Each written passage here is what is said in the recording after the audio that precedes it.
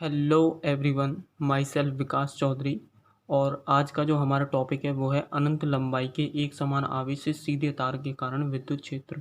इसमें यानी कि एक सीधा तार है जो कि धनावेशित है, उसमें हमें विद्युत क्षेत्र निकालना है। तो इसमें विद्युत क्षेत्र निकालने के लिए हम गॉस प्रमेय का यूज़ करेंगे। गॉस प्रमेय के द्वारा ही हम विद्युत क्षेत्र निकालते हैं। अब ऐसा भी नहीं है कि हर किसी पर गॉस लॉ लगाया जाएगा तो सही मान आएगा, ऐसा बिल्कुल नहीं होता है। ये एक्यूरेट मान नहीं होता है, लेकिन मान निकल आता है।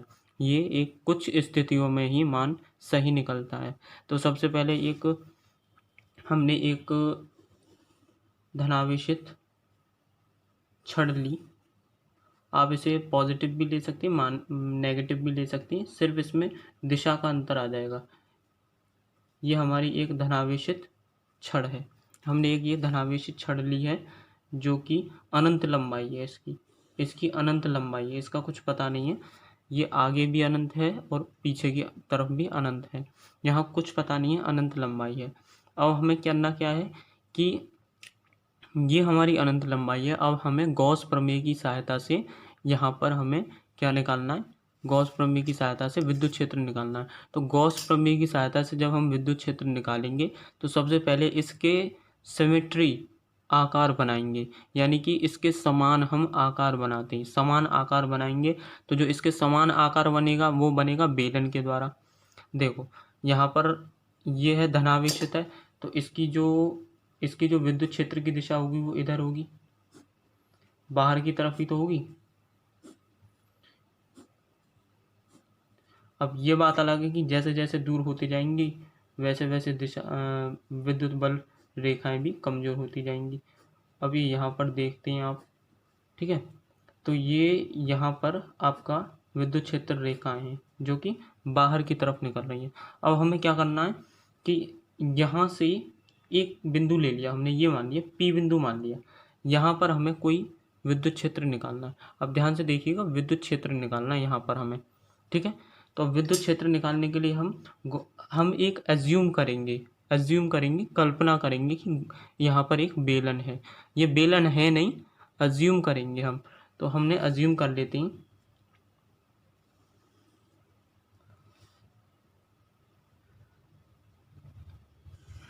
ये अज्यूम कर लिया और यहाँ से यहाँ तक की जो त्रिज्या है वो है r। ये इसकी भी त्रिज्या फिर r ही होगी, क्योंकि बेलन की जो त्रिज्या होती है वो समान होती हैं। अब ये हमने एक बेलन ले लिया, यहाँ पर भी हमने ये बेलन ले लिया।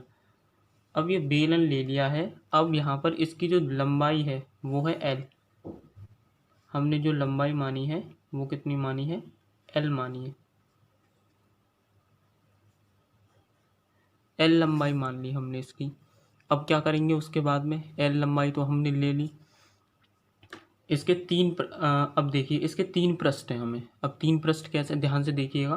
पहला पृष्ठ ये होगा, दूसरा पृष्ठ ये होगा, तीसरा पृष्ठ ये रोल होगा। यानी कि ये बेलन है तो इसके चारों तरफ का होगा वो आपका पृष्ठ होगा। तो इसको हम मान लेते हैं S1, S2, S3। ये हमारे 3 पृष्ठ हो गए। ये सारा कॉन्सेप्ट था, ये आपको समझ में आ गया होगा। अगर ये आपको समझ में आ गया तो डेरिवेशन आपको पॉसिबली आ ही जाएगा। अब इसकी हम एक थोड़ी सी लैंग्वेज लिखते हैं, तो लैंग्वेज हम लिख लेते हैं यहाँ। अब हमने ये इसकी यहाँ पर एक लैंग्वेज लिख ली है। ये आप ध्यान से देख लीजिए, लैंग्वेज हमने यहाँ पर प्रॉपर एक तरीके से लिख ली है। अब यहाँ पर लैंग्वेज लिखने के बाद में अब इसका डेरिवेशन करते हैं। तो डेरिवेशन के लिए हम क्या करेंगे, सबसे पहले इसका कुल फ्लक्स निकालेंगे। फ्लक्स मीन्स यानी कि किसी पृष्ठ से निकलने वाली विद्युत क्षेत्र रेखाओं की संख्या, उसे हम कहते हैं फ्लक्स। तो कुल जो फ्लक्स हम निकालेंगे वो निकालेंगे। फ्लक्स बराबर क्या होता है, EDS। ये हमारा एक फॉर्मूला होता है। तो हम पहला पृष्ठ ये है, दूसरा पृष्ठ ये है और तीसरा पृष्ठ ये राउंड में ये है। तो हम क्या करेंगे कि तीनों का कुल पृष्ठ निकालेंगे। तो ES1 सदिश निकाल देंगे, क्योंकि इसकी दिशा भी हमें दिखानी होगी, प्लस EDS2 प्लस EDS3। ये तीनों का आ गया, पहले का ये आ गया, दूसरे का ये आ गया, तीसरे का ये आ गया, यानी EDS3, EDS2 EDS1 EDS2। अब यहाँ पर हमने DS को लिया क्योंकि एक बिंदु पर निकालना, छोटे से बिंदु पर निकालना, हमें पूरे क्षेत्रफल पर नहीं निकालना है, सिर्फ छोटे से बिंदु पर निकालना है।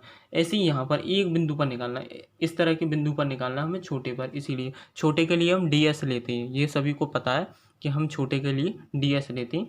इसी तरह यहाँ पर हमने एक छोटे के लिए DS लिया है, ठीक है।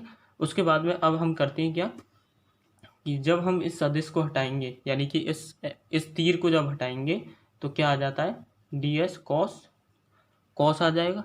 अब S1 ये पृष्ठ है, तो यहाँ पर विद्युत क्षेत्र रेखा यानी ई जो रेखा है वो इधर है, ई की रेखा इधर है, और पृष्ठ की जो S1 की जो दिशा है वो इधर है। तो जब हम इसको इधर लाते हैं और इसको इधर ले जाते हैं तो कौन सा एंगल बनता है, 90 का, ये 90 का एंगल बनेगा। तो इसलिए यहाँ पर 90 लिख दिया, प्लस EDS2 cos 0, क्योंकि यहाँ पर विद्युत क्षेत्र रेखा की दिशा इधर है और S1 की इधर है, तो कोई भी एंगल नहीं बनेगा, इसीलिए क्या होगा यहाँ पर 0।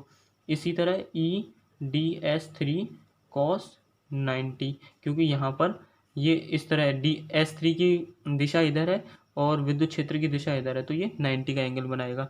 इस तरह यहाँ पर ये हो जाता है हमारा। अब हम आगे क्या करते हैं यहाँ पर कि हम कर देते हैं, अब cos 90 की वैल्यू पता है सभी को 0 होती है, और cos 0 की वैल्यू पता है सभी को 1 होती है।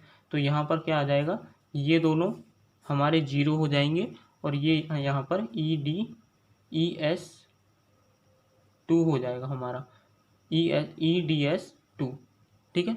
cos 0 की वैल्यू 1 हो जाएगी, इंटू 1 कर देते हैं हम, तो यहाँ पर EDS2। अब क्या करेंगे, हम इसका कर देंगे समाकलन, क्योंकि जब हम छोटे से बड़े रूप में लाते हैं, यानी कि इसको जब हम छोटे से पूरे रूप में लाएंगे तो समाकलन कर देंगे। तो हम कर देंगे यहाँ पर समाकलन, तो समाकलन EDS2। अब ई हमारा नियतांक होता है, यानी कि नॉर्मल होता है, ये चेंज नहीं होता है, तो ई हम यहाँ पर क्या ले आएंगे बाहर, तो DS2। तो अब यहाँ पर ई, अब ये छोटा रूप है, तो जब छोटे छोटे रूपों को जब पूरा मिलाएंगे, यानी कि इस वाले बिंदु को अगर हम छोटे छोटे रूप को अगर मिलाएंगे तो पूरा जो परिधि होगी वो कितनी, पूरा क्षेत्रफल आ जाएगा, इस पूरे का क्षेत्रफल आ जाएगा। तो इस पूरे का जो बेलन का क्षेत्रफल होगा वो कितना होता है, 2πRL, फाई बराबर के। अब ये हमारी होगी इक्वेशन फर्स्ट।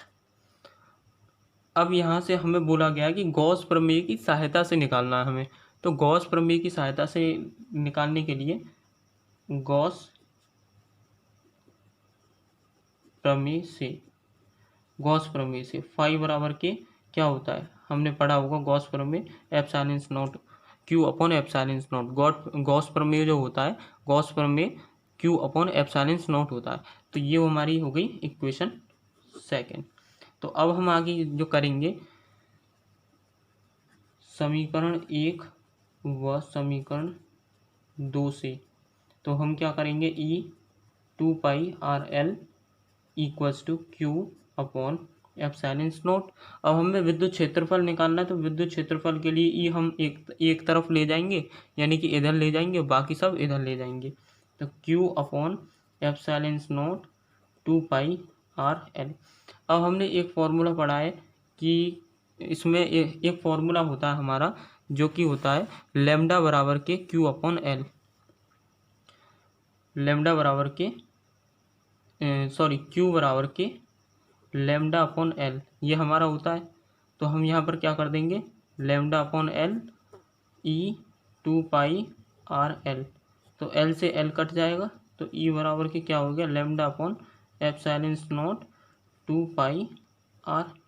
तो ये हमारा ये फॉर्मूला हो जाता है।